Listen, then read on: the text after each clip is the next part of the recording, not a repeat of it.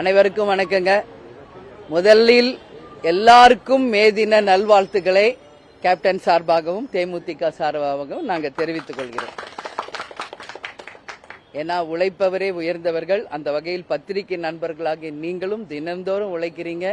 அதனால உங்களுக்கும் அந்த மே தின வாழ்த்துக்களை நான் தெரிவிச்சுக்கிறதுல உண்மையிலேயே நான் மகிழ்ச்சி அடைகிறேன். மற்றபடி நீங்க கேளுங்க. இன்னைக்கு மே டே செலிப்ரேஷன் எங்களுடைய தொழிற்சங்கம் பேரவை சார்பாக இன்னைக்கு மே தினம் நம்ம எப்பவும் கொண்டாடுற மாதிரி கொண்டாடி இருக்கோம்.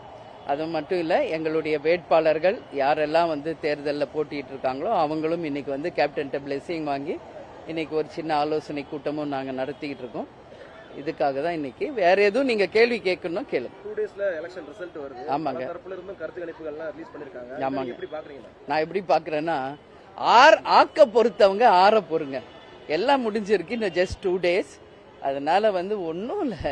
4ஆம் தேதி மார்னிங் 8 மணிக்கு ஆரம்பிச்சா 5 மணிக்கு தெரிய போகுது ரிசல்ட். அதுக்குள்ள நம்ம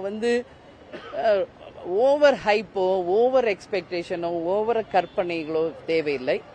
ஏன்னா ஒரே பழமொழி தமிழ்ல இருக்குது, ஆக்க பொறுத்தவங்க ஆற பொறுங்க.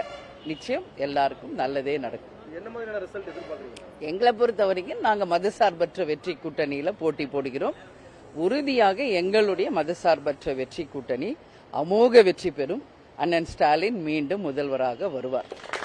திமுக கூட்டணி அமைக்கிறதுக்கு முன்னாடி நீங்க அந்த ஆட்சி அதிகாரத்தில் பங்கு, அமைச்சரவையில் இடம் தொடர்பான பல்வேறு கருத்துக்களை ஆதரிச்சு பேசியிருந்தீங்க. ஒருவேளை இந்த தேர்தலில் ரிசல்ட் வரும்போது யாருக்குமே தனிப்பெரும்பான்மை இல்லாத சூழ்நிலை வந்துச்சுன்னா அந்த நேரத்தில் உங்களுடைய ஆட்சி அதிகாரத்தில் பங்கு தொடர்பான கருத்துக்கள் கூட்டணியில பேசப்படுமா? இதெல்லாம் 4ஆம் தேதிக்கு பிறகு நான் பதில் சொல்றேன். ஏன்னா எதுவுமே இனி இப்போ ஜஸ்ட் 2 டேஸ் தான் இருக்கு.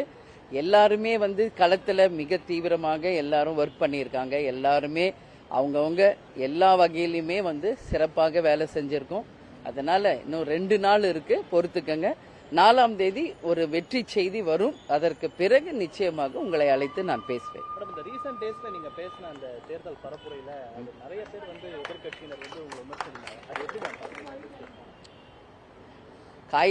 காய்ந்த மரம் தான் கல்லடிப்படும். சரிங்களா? நான் விமர்சனங்களை அதான் இதுக்கும் நான் சேர்த்து 4ஆம் தேதி பதில் சொல்றேன். சரிங்களா? ஏன்னா நான் கடந்த ஒரு 6-7 மாசமா பாக்குறேன். இன்னைக்கு ஆளும் கட்சி, ஆண்ட கட்சி, எத்தனை இன்னைக்கு புதிதாக வந்த கட்சி எல்லாரையும் விட ஒட்டுமொத்த ஊடகங்கள், யூடியூப்ஸ், எல்லா கட்சிகளுடைய ஒரே கவனம் தேமுதிக. அத்தனை பேருடைய விமர்சனம் தேமுதிக. நீங்க எல்லாரும் வாழ்த்தினாலும் தேமுதிக தான், திட்டனாலும் தேமுதிக தான். அதனால நான் சொல்றேன், பழுத்த மரம் தான் கல்லடிப்படும். அந்த வகையில் வாழ்க வசவாளர்கள் அப்படின்னு நான் சொல்றேன். அதே மாதிரி நிச்சயமாக 4ஆம் தேதி அதற்கான பதிலை நான் உங்களுக்கு தெளிவாக சொல்வேன். நாங்க 10 பேர் போட்டிட்டு இருக்கோங்க. கேப்டன் பிளெஸிங்கோட 10 பேருமே நாங்க சட்டசபைக்கு போவோங்க. உறுதியாக அதை நான் நம்புறேன். 10 பேருமே நாங்க வெற்றி பெற்று நிச்சயம் சட்டசபைக்கு கண்டிப்பாக செல்வோம் என்று நான் உறுதியாக நம்புகிறேன்.